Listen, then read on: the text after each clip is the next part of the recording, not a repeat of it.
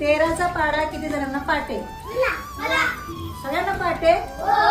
बर, आता मी 13चा पाढा वेगळ्या पद्धतीने लिहून दाखवणार आहे, एकदम सोप्या पद्धतीने. ज्यांचं पाठ आहे मुबशिरा त्यांनी नीट लक्ष देऊन बघा, चुकतोय का बरोबर आहे माझा. करायची सुरुवात. कशाचा पाढा? 13चा पाढा. एक दोन सगळ्यांना येतं? बघा ना मी कशी लिहिली. 1 2 3. पुढे सांगा. 4 5 6.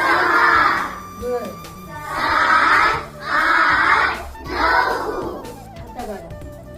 1 2 3.